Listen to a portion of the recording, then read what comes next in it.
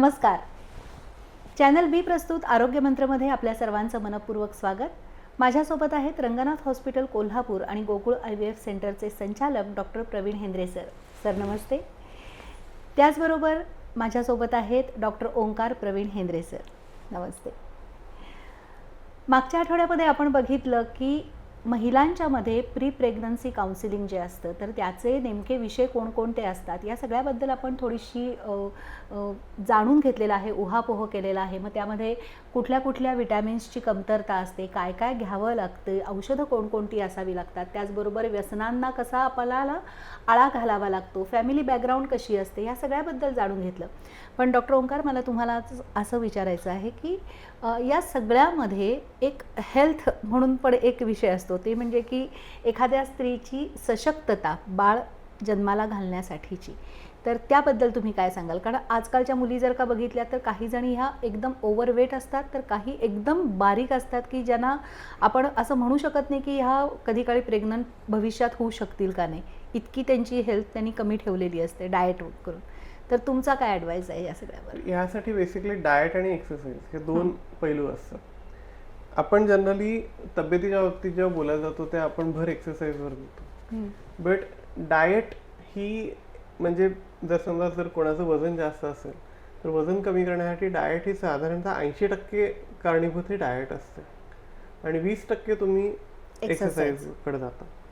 ते आता एक्सरसाइजबद्दल तर तुम्हाला माहितीच आहे की कुठल्याही प्रकारचा एक्सरसाइज तुम्ही करू शकता. साधारणतः 30 ते 45 मिनटं एक्सरसाइज, मग तो त्यात तुमचा हार्ट रेट जो आहे हा वाढला पाहिजे. बरोबर. नुसतंच टंगळमंगळ करत चालत गेले असं नाही चालणार. हा, त्याला काही एक्सरसाइज नाही म्हणता येणार. बोलत बोलत गप्पा मारत आम्ही रोज सकाळी 2 तास फिरायला जातो, ह्याला काहीच अर्थ नाही. मग 2 तास जर तुम्ही फिरायला गेलात आणि इथंच फक्त कोपऱ्यावर जाऊन आलात तर त्याला काहीच अर्थ नाही.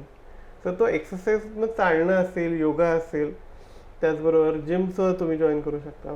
पण ह्या सगळ्यातून प्रॉपर एक्सरसाइज झाला पाहिजे की तुमचा हार्ट रेट वाढला पाहिजे, घाम फुटला पाहिजे.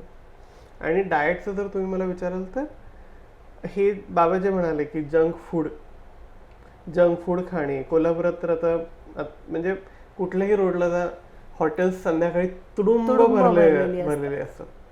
नुसती हॉटेल्स नाही, रस्त्यावर सुद्धा गाडे जे असतात तर त्याचंही प्रमाण वाढलेलं आहे. जागोजागी खाऊगल्ल्या झालेल्या आहेत आणि त्या सगळ्या भरलेल्या असतात. मग हे कोल्हापूरचं हे वैशिष्ट्य आहे. बट हे सगळं जंक फूड खाल्ल्यानंतर फुगणारच ना. बरोबर.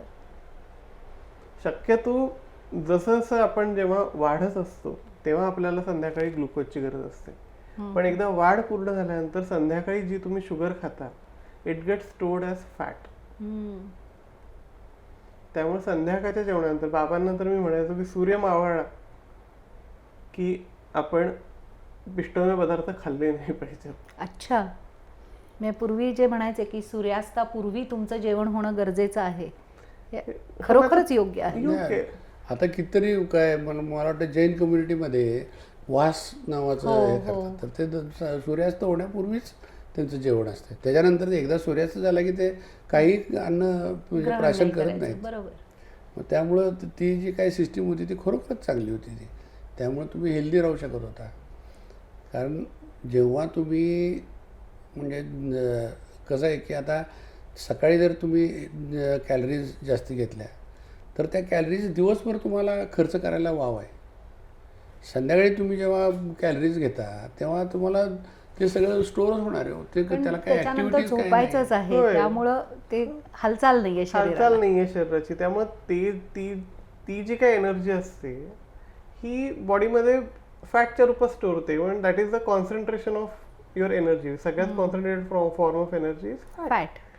बॉडी तसं स्टोअर करते. म्हणून तर हे ओबेज जे आहेत ना त्यांनी खरोखर म्हणजे आता त्याचं प्रमाणच दिलेलं आहे. युअर ब्रेकफास्ट हा हेवी पाहिजे, ब्रेकफास्ट लाईक अ किंग वगैरे म्हणतात, आणि त्यानंतर मग लंच थोडं मिडियम पाहिजे आणि डिनर जे आहे ते अर्ली डिनर पाहिजे.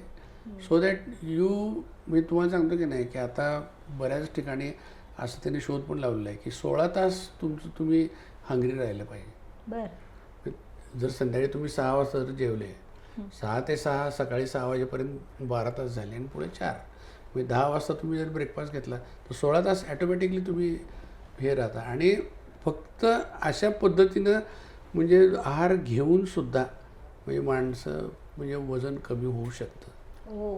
आणि त्याला जर काय तुम्ही ह्याची Exercise व्यायामाची हो. जोड जर का दिली तर नक्कीच. हमखास तुम्हाला सांगतो की ते सगळ्या आमच्याकडे पेशंट येतात, काय डॉक्टर काय माझं वजनच कमी होत नाही हो, वजन कमी करायची काय गोळी आहे का तेवढी त्यामुळे. अशी कुठे जगामध्ये कुठेही गोळी नाही आहे. जे कोण सांगते ना की हे गोळी खाल, आता ते नवीन एक आलं आहे इंजेक्शन, पण त्या इंजेक्शनच्या बरोबर त्याचे दुष्परिणाम पण तेवढेच आहेत आणि ते किती एक्सपेन्सिव्ह आहे. एक्सपेन्सिव्ह आहे आणि ते इंजेक्शन तुम्हाला कंटिन्युअस घेत राहायला लागतं. अच्छा, बर. आता जस्ट रिसेंटली इंडियन मार्केटमध्ये ते आलेलं आहे. ते घेत राहावं लागतं आणि ते म्हणजे किती 20,000च्या आसपास वगैरे मंथली त्याचा कॉस्ट आहे. बऱ्यापैकी ते कॉस्टली आहे आणि त्याचं तुमच्या वजनाप्रमाणे त्याचं परत डोस घ्यायला लागतो.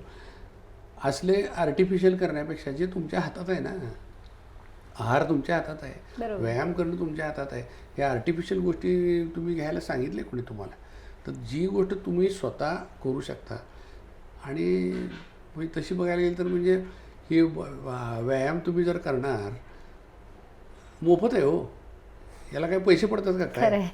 की तुम्हाला समजा ब्रिस्क वॉकिंग केला तुम्ही किंवा समजा एखादी छोटीशी टेकडी आहे, डोंगर आहे, चढला, आपोआप तुम्ही सकाळी अगदी फर्स्ट क्लासपैकी शुद्ध हवेमध्ये फिरता, तुमचं सगळे फ्रेश होता आणि त्याचबरोबर तुमचं वजन पण कंट्रोलमध्ये येत आहे. तर ह्या सगळ्या गोष्टी आहेत ना, ह्या फिटनेस प्रेग्नन्सीला सामोरं जाण्यापूर्वी त्याच वेळेबरोबर तसं पण आहे, अंडरवेट आहे तर त्याचंसुद्धा प्रॉपर डाएट देऊन त्याचं व्यायाम आणि डाएट ह्या दोन्ही गोष्टी, व्यायाम पण करायला पाहिजे, शिवाय मसल स्ट्रॉंग झालेच पाहिजेत ना.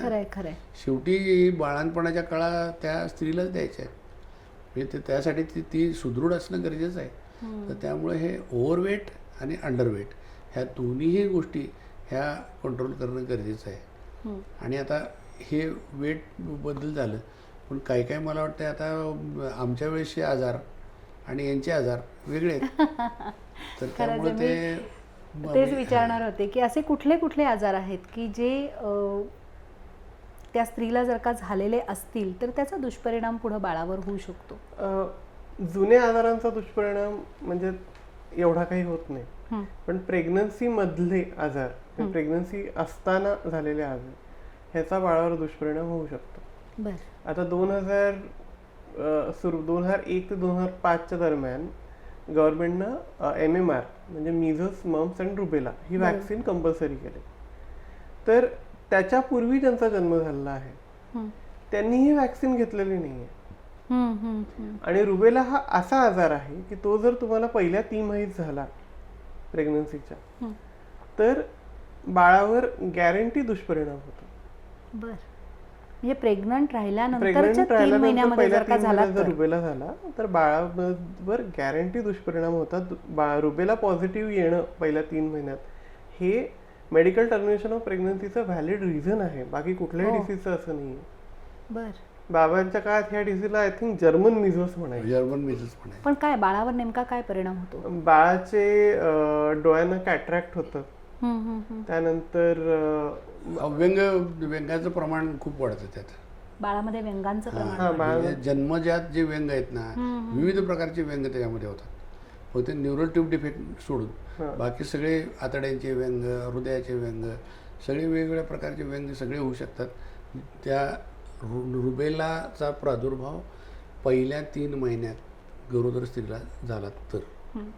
म्हणून जर काय समजा ती जर इम्युनाइज केलेली नाही आहे, if she doesn't have that history of taking MMR vaccine, तर तिला रुबेलाचं वॅक्सिनेशन करून मग प्रेग्नन्सीकडे पुढे प्लॅन करावी. त्यानंतर आता म्हणजे माझ्या लहानपणी तर कांजिण्या सगळ्यांना व्हायच्या, बरोबर, आजकाल होत नाहीत. कांजिण्या एकदा झाल्या की ते आयुष्यभर ती इम्युनायझेशन आपल्यामध्ये असते, बरोबर. बट आजकालच्या ज्या मुलींना कांजिण्या झालेल्या नाहीत, आता रुबेलाचं कसं पहिल्या 3 महिन्यात, तसं कांजिण्यांचं शेवटच्या 3 महिन्यात. पण ह्याचा परिणाम बाळापेक्षा आईवर जास्त होतो. शेवटच्या 3 महिन्यात जर कांजिण्या झाल्या तर कंजेनायटल चिकन पॉक्स बाळाला सुद्धा होऊ शकतो, बट आईवर सुद्धा त्याचा परिणाम होतो. आणि तो शेवटच्या 3 महिन्यात झालेला कांजिण्या हा खूप सिव्हिअर असतो. त्याचप्रमाणे हेपॅटायटिस, आता हेपॅटायटिस बीचे व्हॅक्सिन सुद्धा असंच 2001 ते 5 जे मॉडिफाईड इम्युनायझेशन शेड्यूल आलं त्याच्यामध्ये हेपॅटायटिस बीचे व्हॅक्सिन त्यांनी आणली. त्याच्या पूर्वीच्या लोकांनी ती नाही घेतलेली. बरोबर. बाळाला होऊ शकतं. अच्छा. त्याचबरोबर पाण्यातनं पसरणारा हेपॅटायटिस ई हा जर प्रेग्नन्सीमध्ये झाला तर तो खूप घातक असतो. पेशंटच्या जीवाला म्हणजे धोकाच निर्माण होतो. म्हणजे प्रेग्नन्सीमध्ये हेपॅटायटिस ई ची मॉर्टॅलिटी 50% आहे. नॉर्मल पॉप्युलेशनमध्ये इतकी नाही आहे, बट प्रेग्नन्सीमध्ये खूप घातक आहे हेपॅटायटिस ई. आता हे आजार तर झाले, पण आपल्या नशिबाला नवीन कोविड येऊन गेले. हे काय म्हणतात कोविड-19 2019ला जे काय धुमाकूळ घातलेला म्हणजे हा जगाला म्हणजे मिळालेला शाप आहे तो. तर त्या कोविडच्या म्हणजे कालावधीमध्ये मॉर्टॅलिटी खूप झाली. लोकांना लंग्सचे आजार झाले, जे प्री मॉर्बिड डायबिटिक पेशंट होते, हार्ट डिसीज होते, हे असे सगळे पेशंट आहेत. हे म्हणजे त्यांची मॉर्टॅलिटी म्हणजे खूप अगदी आपल्या आपण जवळची माणसं गमावलेली आहे. आणि कधी म्हणजे ही माणसं अशी अचानक यंग मुलंसुद्धा गेलेली आहेत, म्हणजे फक्त म्हातारेच गेलेत अशातला भाग नाही. तर हे सगळं त्यावेळेस तर मॉर्टॅलिटी त्यांनी केलेलीच आहे. पण आत्ता त्याचे जे काही डिलेड परिणाम जे आहेत हे आत्ता म्हणजे दिसायला लागलेले आहेत. आणि ते दिसायला लागलेत परिणाम म्हणजे कसे दिसायला लागलेत तुम्हाला सांगतो की म्हणजे काही बाळ जे आहेत की युजली कसं आहे की बाळ जन्मल्यानंतर रडायला सुरू होते. रडायला लागलं त्याचं ऑक्सिजनेशन झालं की त्याच्या हृदयाचे स्पंदनं सगळे व्यवस्थित व्हायला लागली, काही प्रॉब्लेम होत नाही. परंतु म्हणजे काय म्हणायचं की आपल्याला कुठलंही तिथे कारण सापडत नाही आणि बाळ जे आहे हे म्हणजे डिटोरेट व्हायला सुरू होतं. मी आता ह्या बाळाच्या आत्ता आम्ही त्या एक बाळाला फेस करतोय. ते मला वाटतं आता तुमचा ब्रेकची वेळ झालेली आहे. नेमकी केस काय आहे आणि ही केस आपल्या सगळ्यांच्याच दृष्टीनं का महत्त्वाची आहे? कारण हा पोस्ट कोविड ज्याला आपण म्हणतो की ह्या सगळ्या आपल्याला कारणं दिसणार आहेत, पण या ब्रेकनंतर. आरोग्य संवर्धन आणि विविध आजारांविषयी जनजागृती करणारा चॅनल बी चा कार्यक्रम आरोग्य मंत्र. आजाराची लक्षणं, खबरदारी आणि उपचार पद्धती याबद्दल माहिती मिळेल तज्ज्ञ आणि अनुभवी डॉक्टरांकडून. आरोग्य मंत्रमध्ये पहा रंगनाथ हॉस्पिटलचे स्त्रीरोग तज्ज्ञ डॉक्टर प्रवीण हेंद्रे यांना. या कार्यक्रमात आपण त्यांच्याशी IVF म्हणजे काय, संतुलित आहार कसा असला पाहिजे, फायब्रॉइड म्हणजे काय, 2 सीझर झाले तर रिस्क नेमकी कोणती असते, लहानपणापासून मुलींची वाढ होत असताना त्यांच्या आरोग्याची काळजी कशी घ्यायची, या सर्वांविषयी संपूर्ण माहिती. आरोग्य मंत्र दर शनिवार सायंकाळी 7:30 वाजता 532 क्रमांकाच्या बी चॅनलवर. ब्रेकनंतर पुन्हा एकदा सर्वांचं स्वागत आहे चॅनल बी प्रस्तुत आरोग्य मंत्रमध्ये. आणि डॉक्टर आपल्याला सांगतायत की कोविड काळानं आपल्याला जो काही एक भला मोठा शाप दिलेला आहे, तर तोच कुठं ना कुठं तरी आपल्याला आता ह्या नवजात अर्भकांच्या मध्ये सुद्धा दिसायला लागले आहे. आणि डॉक्टर तुम्ही ती एक कुठली तुमच्याकडे आलेली केस सांगणार आहे, पण त्यापूर्वी मी तुम्हाला हे पण सांगतो की आता बरेच ॲडल्ट्स जे आहेत त्यांचे सुद्धा अचानक मृत्यू होत आहेत. खरंय. आणि आपल्याला काही कारण कळत नाही त्याचं की नेमकं काय झालं आणि किंवा कुठले सिम्पटम्स नाहीत, काही नाहीत आणि अचानक व्यक्ती जातीये असं दिसतंय. तरी परदेशात त्याच्यावर पोस्ट कोविड सिंड्रोम म्हणून बराच रिसर्च चालू आहे. बट आपल्याकडं काही एवढं आपलं मेडिकल काय म्हणतात त्याला healthcare department is not that developed. आणि आपल्याकडे नाही काय माहिती आहे का, डॉक्युमेंटेशन आणि सर्वे आणि तिसरी गोष्ट म्हणजे त्याच्यावरती समजा आता डॉक्युमेंटेशन केलं आहे आणि तुम्ही सर्वे केला आहे, तर सर्वेनंतर त्याच्यावरचे जे काही म्हणजे ट्रीटमेंट तुम्हाला ज्या काय ॲडवाईस केलेल्या आहेत ह्याचं इम्प्लिमेंटेशन ह्याच्यामध्ये फार फरक आहे. आता त्याचं कारण सगळ्यात महत्त्वाचं कारण म्हणजे आपलं पॉप्युलेशनच एवढं आहे, म्हणजे आपल्या भूभागाच्या प्रमाणात पॉप्युलेशन खूप आहे आपलं. तुम्ही आता जर ऑस्ट्रेलियात गेला, अमेरिकेत गेला, म्हणजे अमेरिका आपल्या 7 पट आहे हो. पण त्याच्यात आपल्या वन थर्ड पॉप्युलेशन आहे. मला वाटतं आपलं महाराष्ट्र एवढं पॉप्युलेशन असेल त्यांचं, त्याच्या जवळपास कुठंतरी 1-2 स्टेट एवढं त्यांचं पॉप्युलेशन. ऑस्ट्रेलियाला तर म्हणजे एवढा मोठा बहुतेक आपल्या तिप्पट आहे, पण त्याच्या म्हणजे तिथे महाराष्ट्र लोकसंख्या आहे एवढंच तिथे. पॉप्युलेशन. मग त्यामुळे तुम्हाला सांगतो की नाही, प्रत्येक माणसाची तिथे टेस्ट होणं शक्य आहे. प्रत्येक माणूस हा कुठल्या आजारानं त्याला कुठला आजार झालेला आहे हे त्याचा डाटा तुमच्याजवळ आहे, किंवा त्याचं कुठलं इम्युनायझेशन झालेलं आहे ह्याचा सगळा डाटा आहे. तसा भारताकडे तो डाटाच नाही. त्यामुळं तुम्हाला सांगतो की आता आमची जी केस आहे आता अशीच की पहिल्यांदा म्हणजे तिचे पहिले 2-3 ॲबॉर्शन झाली होती. मग म्हणून तिला शी हॅड प्रेग्नन्सी लॉस. मग तिला जेव्हा मला वाटतं म्हणजे 8वा महिना संपला, सांग साधारणतः 30-35 आठवड्यानंतर तिचं बाळहोतेचं पाणी कमी कमी होत गेलं. जनरली हे केव्हा होतं, जेव्हा पेशंटचं ब्लड प्रेशर जास्त असतं, बरोबर, किंवा बाळाच्या किडनीमध्ये काहीतरी व्यंग असतं. नॉर्मल, सगळं नॉर्मल. मग साधारणतः 35-36 आठवड्याच्या आसपास आम्हाला तिचं पाणी खूपच कमी वाटलं. मग आम्ही पेशंटला ॲडमिट होण्याचा सल्ला दिला. पेशंटचा नवरा येऊन आम्हाला म्हणतोय की बाबा सर आमची परिस्थिती नाही, आम्ही एवढे दिवस ॲडमिट नाही करू शकत. तर बाबा त्याला म्हणाले की बाबा तुला फुकट ॲडमिट करायचं तर फुकट ॲडमिट कर, बट राहा इथे, आमच्या डोळ्यासमोर आमच्या डोळ्यासमोर असू दे. मग तिला ॲडमिट केल्यानंतर पुढच्या 1-2 दिवसातच बाळाचे ठोके कमी कमी कमी यायला लागले. नाही, मला जरा आणि एक गोष्ट सांगायची आहे की ज्या माणसाजवळ दवाखान्यामध्ये ॲडमिट करायला जर काय हे नाही, पैसे नाहीत, त्याला जर काय समजा आम्ही प्रीमॅच्युअर डिलिव्हरी जरी केली म्हणजे 34-35 आठवड्याला, तर ते न्यूअरनेटल हॉस्पिटलची म्हणजे फीज आणि उपचार नाही, त्याला ते एक्सपेन्सिव्ह आहेच हो. तर ती कशी तिला हे होणार. म्हणून आमच्याकडे आम्ही आमचा जे प्रिन्सिपल काय आहे की जास्तीत जास्त त्या बाळाला 37 वीक्सपर्यंत न्यायचं. 37 वीक्सपर्यंत का न्यायचं? 37 वीक्स जेव्हा होतात तेव्हा त्याची लंग मॅच्युरिटी झालेली असते. ते आपला श्वासावरती ते स्वतः श्वासावरती जगू शकते. बरोबर. पण त्यापूर्वी जर तुम्ही केलं तर त्याचे लंग्स ते इतके मॅच्युअर झालेले नसतात. मग लंग्स मॅच्युअर झाले नाही की मग त्याला कृत्रिम श्वासोश्वास देणे, ऑक्सिजन देणे, मग ते ह्याला खर्च वाढत जाणार परत. हा, आणि दुसरी गोष्ट म्हणजे खर्च तर वाढणारच वाढणार. आणि त्यानंतर ह्याला हायपॉक्सिया झालं तर त्याच्या कायम दुगदुग आहे ना, की आता हे बाळ आता नंतर ह्याची मेंटल डेव्हलपमेंट कशी होणार.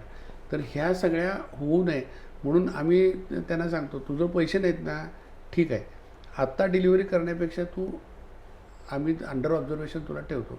मग ते आम्ही अंडर ऑब्झर्वेशन ठेवलं, मग ते पुढे सांगतो का काय झालं त्याचं. आणि दुसऱ्या एका डिलिव्हरीसाठी मध्यरात्री मी एकदा उठलेलो होतो. मग ती डिलिव्हरी झाली, मी बाहेर आलो, रिकव्हरी इथे पेशंट होतं. या पेशंटचे रात्री ठोके जरा कमी वाटत होते म्हणून ठोके लावून ठेवलं तिला रात्रभर. तर तिचे ठोके कन्सिस्टंटली कमी यायला लागले. म्हणजे 100पेक्षा पण कमी बाळाचे ठोके लागायला लागल्यावर मी बाबांना सांगितलं की आता म्हणजे 37 आठवडे पूर्ण झालेले मला माहिती आहे, पण आता आपण ह्या बाळाला वाट नाही बघू शकत. मग डिलिव्हरी झाली, मला वाटलं की एवढे ठोके कमी आहेत म्हणजे बाळानं पोटात संडास वगैरे केलेली असू शकते. म्हणजे MSL मेकोनियम स्टेरॉइड लायकर आम्ही ज्याला म्हणतो हे होतं. आणि मग हे झाल्यानंतर बाळाचे ठोके कमी होतं. नोन केस आहे, पण बाळ व्यवस्थित, बाळ बाहेर आल्यावर रडलं सुद्धा चांगलं. मग आम्हाला वाटलं ठीक आहे बाबा बाळ आहे व्यवस्थित. मग बाळाच्या डॉक्टरांनी सुद्धा बाळाला बघितलं. ते म्हणले 1 तासभर ऑक्सिजन लावा आणि जर प्रॉब्लेम आला तर आम्हाला सांगा. तासभर ऑक्सिजन लावला. ऑक्सिजन काढल्यानंतर बाळाला लागलं कणायला. मग बाळाचे त्यांच्या बरोबर कोणच नव्हतं, फक्त वडील होते. ते घेऊन आले बाळाला. मग ते कणत होतं म्हणून आम्ही ते बाळ पुन्हा ICUला रेफर केलं. ICUला रेफर केल्यानंतर त्यांना असं लक्षात आलं की त्याला पहिला त्यांनी हाय फ्लो ऑक्सिजन देऊन बघितलं, इम्प्रूव्ह होईना. मग त्याला ट्यूब टाकली, इम्प्रूव्ह होईना. मग त्याला बाळाचं हृदय म्हणजे फास्ट चालावं म्हणून त्याला आयनोट्रॉपिक सपोर्ट म्हणतात. असे ड्रग्स त्याला द्यायला लागले, ते पण मोठ्या प्रमाणात. आणि त्यानंतर 1-2 दिवस हे सगळं झाल्यावर इव्हन त्याला व्हेंटिलेटरवर सुद्धा ठेवलं होतं. म्हणजे सगळा सपोर्ट, हार्टला सपोर्ट, त्याच्या लंग्सला सपोर्ट. परत आता व्हेंटिलेटरवर ठेवला तुम्ही त्या ऑक्सिजन जातच असतो. मग यानंतर त्यांनी त्याचा इको केला. आणि इको केल्यानंतर त्यांना असं वाटलं की बाळाच्या हृदयाला मायोकार्डायटिस म्हणजे हृदयाला सूज आहे. हो. तर आम्ही जेव्हा बाळाच्या डॉक्टरांशी चर्चा केली तेव्हा ते म्हणाले की आईला जर गरोदरपणात चुकून माकून एखादा कोविडचा संसर्ग येऊन गेला असेल म्हणजे गरोदरपणामध्ये जर का झाला असेल तर हे होऊ शकतं. आता तुम्ही मला सांगा किती गरोदर स्त्रियांना आज सर्दी खोकला आहे? आपण कोविड टेस्ट करतोय? नाही. आणि आता तुम्हाला सांगतो, रिसेंटली हिची आई गेली ऑस्ट्रेलियाला. ऑस्ट्रेलियाला गेल्यावर तिला कोविड डिटेक्ट केला त्यांनी. म्हणजे आपल्याकडे आता कोविड डिटेक्ट करणे काय भानगड नाही. बरोबर. पण अजूनही अमेरिकेत, ऑस्ट्रेलियात, म्हणजे जिथं मी मगाशी सांगितलं ना, जिथं पॉप्युलेशन कमी आहे अशा ते आयडेंटिफाय की ह्या पेशंट, मग ते इन्व्हेस्टिगेट करतात, ते टेस्ट करतात आणि कोविड झाला का नाही हे ते सिद्ध करतात. कोविड झाला की त्याला आयसोलेट करतात. म्हणजे आता काय पूर्वीसारखं हे काही इतकं नाही नाही, आहे. हां. हां, म्हणजे थोडे ड्रग्स छोट्या प्रमाणात देतात. पण त्याचे जे काही पोस्ट कोविड जे काही दुष्परिणाम आहेत, तर ते आता त्या बाळामध्ये त्यांचं म्हणजे न्यूरोनेटॉलॉजिस्ट असं म्हणणं पडलं की कदाचित या आईला ड्युरिंग प्रेग्नन्सी ह्याला कधीतरी ते कोविड होऊन गेलं म्हणजे असणार आहे. त्यांच्या दृष्टीनं कोविड जरी असला तरी त्या मातेच्या दृष्टीनं कदाचित नुसती सर्दी खोकला असंच असू Yes. शकेल. ताप, सर्दी, खोकला हा. आणि ते कोविडचं तेवढंच होतं ना. हो. वेगळं काय होतं त्यात? ताप, सर्दी, खोकला, फक्त त्याची सिव्हिरिटी त्यावेळेस जास्ती होती. जास्त होते. पण आता ते आता लसीकरण घेतल्यामुळे सिव्हिरिटी कमी आहे. पण त्याचे दुष्परिणाम जे आहेत ना, ते बाळावर म्हणजे आता त्यांनी सांगितले की काही काही वेळेस आम्ही त्या बाळाची जेव्हा टेस्ट करतो तर त्यामध्ये त्याला म्हणजे अँटीबॉडीज, कोविडच्या अँटीबॉडीज बाळाच्या रक्तामध्ये आढळत आहेत. अरे काही बापरे. बाळांमध्ये आढळत नाहीत. पण त्यांचं असं म्हणणं आहे की दिस माइट बी बिकॉज ऑफ हे काय म्हणतात त्याला, त्या पोस्ट कोविड त्याला मायोकार्डायटिस बसलेला असणार आहे. मग त्यांनी ते सपोर्ट दिलं, त्याला इम्युनोग्लोब्युलिन्स दिली, म्हणजे त्याचे इम्युनिटी वाढण्यासाठी जे जे काही त्याला ट्रीटमेंट द्यायला लागली ती सगळी दिली. आणि त्यानंतर आता कालपासून बाळ ऑफ ऑक्सिजन आहे आणि आता म्हणजे डिस्चार्जच्या लेवलला आले. क्या बात पण आहे. तुम्हाला सांगतो की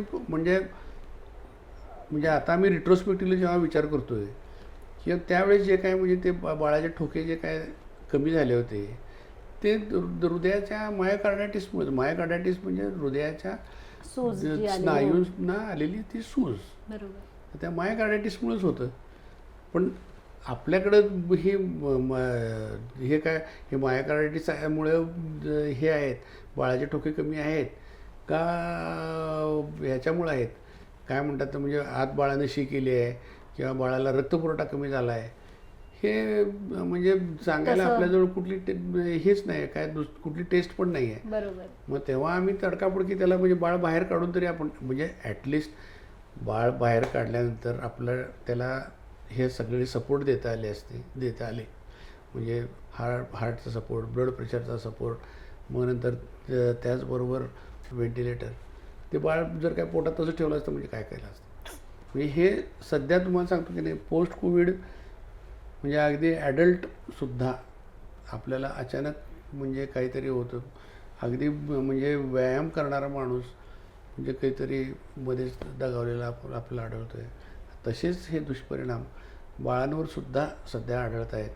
तर त्यामुळं कोविड जे आहे पण ना, या सगळ्यामध्ये मला एक चांगली गोष्ट अशी वाटते की हॉस्पिटलमध्ये असलेल्या सगळ्या सुविधा आणि त्याहीपेक्षा मंडळी मला हा पॉझिटिव्ह मुद्दा हा वाटतोय की रात्रंदिवस पेशंटच्या तैनातीमध्ये असलेले 2-3 डॉक्टर्स, तर हा खूप मोठा आधार आहे पेशंटसाठी. कारण कधी कुठली कशी परिस्थिती निर्माण होईल आणि पेशंटला किंवा बाळाला धोका उत्पन्न होऊ शकेल याचं प्रत्यक्ष एक उदाहरण आत्ता आपण बघितलं. आणि जसं तुम्ही म्हणालात की तुम्ही दुसरं ऑपरेशन करून येत असताना जेव्हा तुम्हाला जाणवलं की यांचे ठोके कमी व्हायला लागलेले आहेत आणि त्यानंतर घेतला गेलेला डिसिजन, तर ह्या सगळ्याचं हे एक फलित आहे की ते बाळ आज छान आहे.